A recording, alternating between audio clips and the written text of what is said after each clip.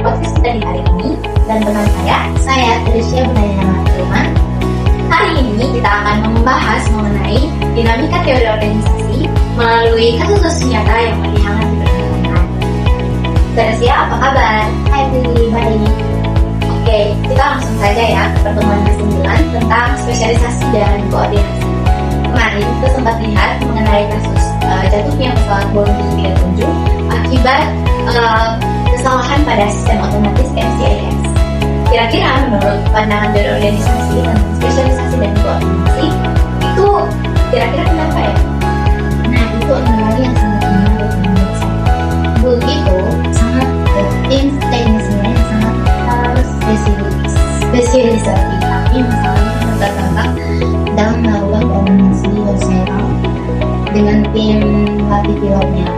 Spesialisasi yang terlalu ekstrim tanpa koordinasi yang kuat malah menciptakan silo mentality atau ego sektoral yang dimana akibatnya informasi penting tidak tersampaikan dan fatal dampaknya akibat keselamatan publik.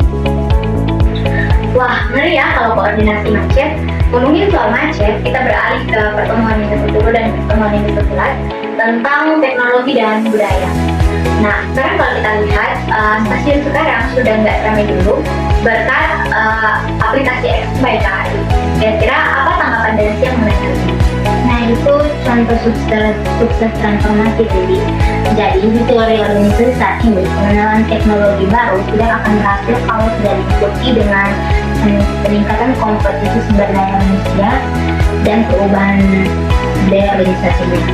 Kalau pada PT KAI ini berhasil mengubah budaya antrian calo yang konvensional menjadi serba digital karena mereka melatih pegawainya untuk siap beradaptasi. Jadi teknologinya maju, budayanya juga ikut maju. Setuju banget, tapi kan dalam organisasi atau dalam internal organisasi pasti ada saja ya kesulitan. Ini sejalan dengan pertemuan 12 tentang konflik. Nah, salah satu contoh seperti demo buruh atau mungkin konflik manajemen dan strategi kerja berbeda. Kira-kira menurut Tricia, bagaimana sih strategi penyelesaiannya? Konflik itu wajar karena ada perbedaan kebijakan. Jadi kalau ada, tapi tidak bisa dibiarkan karena organisasi bisa lumpuh kalau jadi strategi terbaik menurut materi sebagai pelajari yaitu dengan pendekatan kolaborasi atau win-win solution yang dimana manajemen dan pekerja harus duduk bareng, menurunkan ego dan cari titik terang atau titik tengah demi keberlanjutan organisasi tersebut. Betul, kolaborasi itu kunci. Nah, bicara soal menggabungkan kekuatan nih, di pertemuan ke-13 ada materi tentang transformasi organisasi dan knowledge management. Salah satu contoh besarnya yaitu integrasi holding ultramikro antara BRI, Pegadaian, dan PNM. Kira-kira menurut pandangan Tricia nih, tantangan dalam organisasinya itu seperti apa? Jadi tantangannya itu adalah menyatukan isi kepala dan data. Dimana transformasi skala besar membutuhkan strategi knowledge management yang sangat matang. Jadi pengetahuan taktis dari masing-masing perusahaan harus diubah menjadi pengetahuan yang eksplisit dalam satu pusat data bersama. Kalau transfer pengetahuannya sukses, integrasi dalam organisasinya bakal berjalan terus. Menarik banget.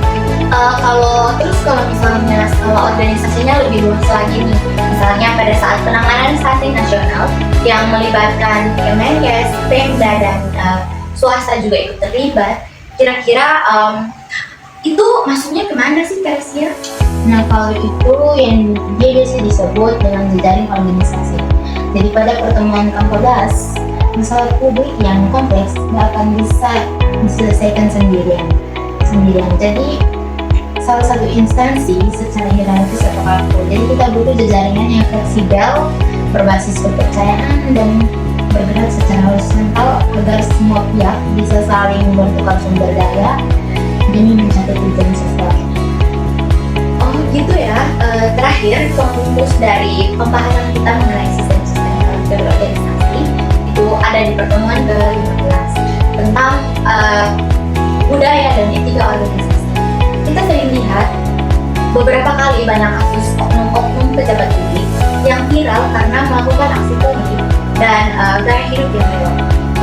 menurut Alexia, analisis teorinya bagaimana? Ada analisis organisasi ini bagaimana?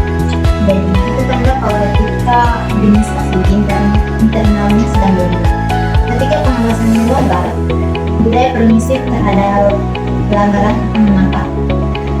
Penanganannya gak bisa cuma sanksi atau memberikan sanksi personal, tetapi harus menguatkan nilai integritas yang terlembagakan atau code of conduct, dan butuh keteladanan nyata dari pemimpin yang sangat tinggi atau pemimpin yang terpilih.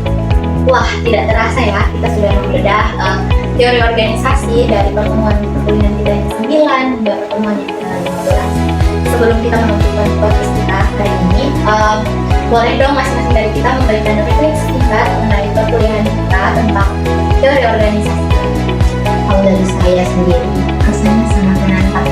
Materi dari pertemuan 9 sampai 15 membuka mata kalau organisasi itu bukan sekadar bagian nanti atau bukan sekadar bagian nanti untuk insight terbesarnya adalah organisasi terhadap satu harus fleksibel dan aktif awal Sama banget sih, saya merasa kalau perkuliahan ini menjadi jembatan bagi kita tentang teori di kelas dan juga tentang realitas makhluk di dunia kerja nanti. Kita belajar tentang bagaimana mengelola konflik, bagaimana adaptasi teknologi, dan tentang pentingnya etika di rumah. Kalau dari saya pribadi, rangkaian materi ini benar-benar dibekal berarti buat saya, buat kita semua, bukan cuma untuk nilai ujian, tapi buat bekal kita memimpin organisasi kampus saat ini maupun nanti di dunia kerja masa depan yang tidak, di masa depan yang mendatang. Ya, baiklah teman-teman, sekian podcast dari kelompok kami. Semoga bedah teori hari ini menjadi bermanfaat bagi kita semua.